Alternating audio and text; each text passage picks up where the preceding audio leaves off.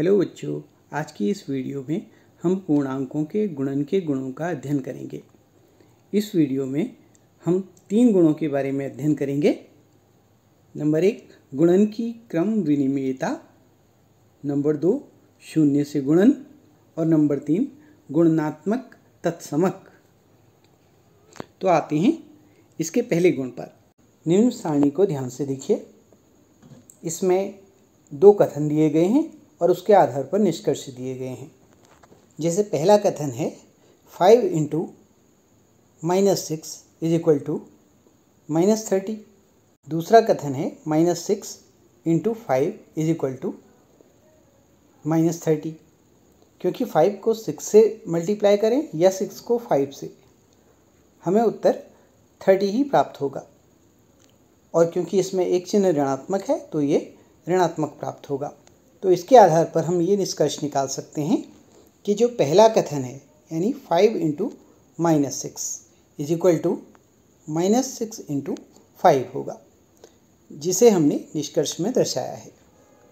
इसी प्रकार यदि हम अगले कथन को देखें, यह है -30 × 12, जो कि -30 को 12 से मल्टीप्लाई करें तब ये -360 प्राप्त होगा। इसी प्रकार 12 को -30 से मल्टीप्लाई करें तब भी ये -360 ही प्राप्त होगा।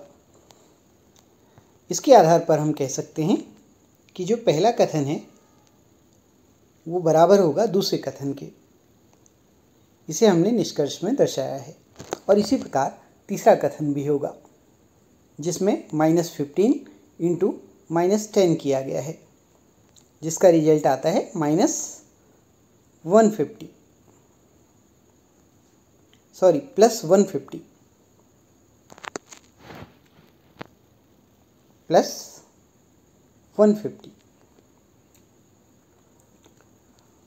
और इसके अनुसार भी -15 × 10 इक्वल होगा -10 × 15 के, जिसे हमने तीसरे निष्कर्ष में दर्शा दिया है। तो व्यापक रूप में हम कह सकते हैं कि a × b = होगा b × a के, अर्थात इन्हें किसी भी क्रम में गुणा किया जाए उत्तर समान प्राप्त होगा। इसके आधार पर हम कह सकते हैं कि जो पहला कथन है वो बराबर होगा दूसरे कथन के। इसे हमने निष्कर्ष में दर्शाया है।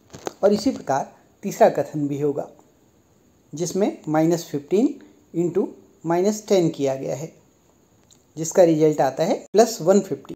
और इसके अनुसार भी -15 × 10 इक्वल होगा -10 × 15 के, जिसे हमने तीसरे निष्कर्ष में दर्शा दिया है। तो व्यापक रूप में हम कह सकते हैं कि a × b = होगा b × a के, अर्थात इन्हें किसी भी क्रम में गुणा किया जाए उत्तर समान प्राप्त होगा।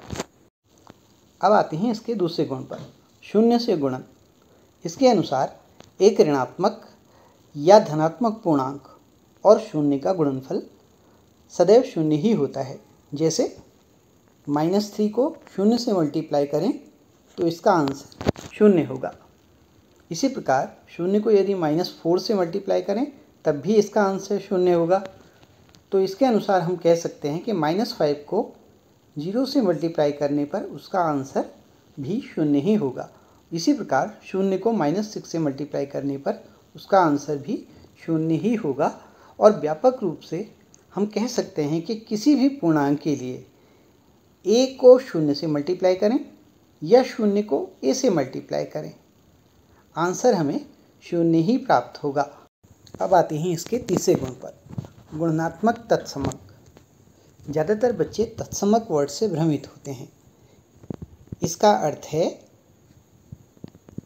जैसा है वैसा ही। अब इसे समझने के लिए निम्न गुणनफलों को देखिए।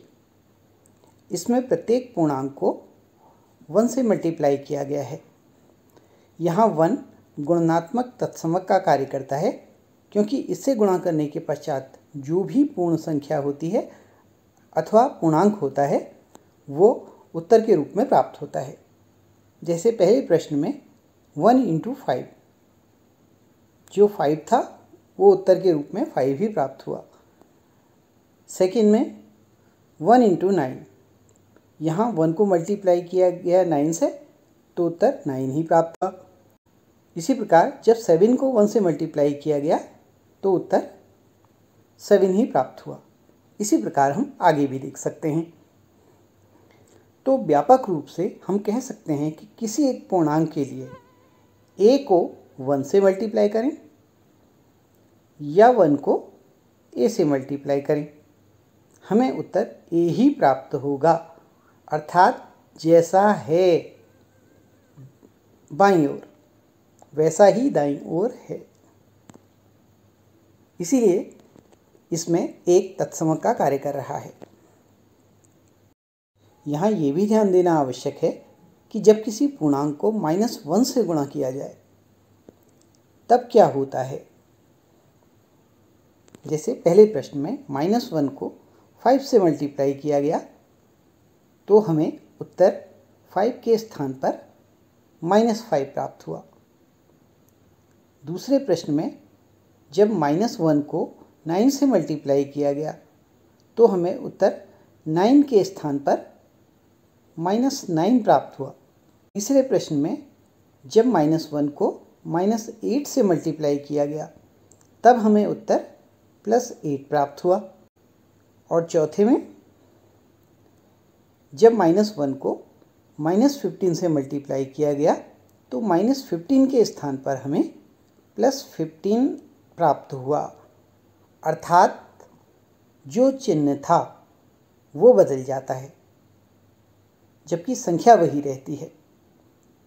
अर्थात जब किसी पूर्णांक को -1 से गुणा किया जाता है तो हमें उस पूर्णांक का योज्य प्रतिलोम प्राप्त होता है। अर्थात मान समान रहता है और चिन्ह बदल जाता है। तो हम कह सकते हैं कि a को -1 से मल्टीप्लाई करें या -1 को a से मल्टीप्लाई, हमें -a प्राप्त होता है। तो इसके आधार पर क्या -1 पूर्णांकों के लिए गुणात्मक तत्समक है? हम कहेंगे नहीं, क्योंकि जैसा है वैसा ही उत्तर प्राप्त नहीं हो रहा है, तो हमारा उत्तर यहाँ नहीं में होगा। ये योज्य प्रतिलोम तो है परंतु गुणात्मक तत्समक नहीं है।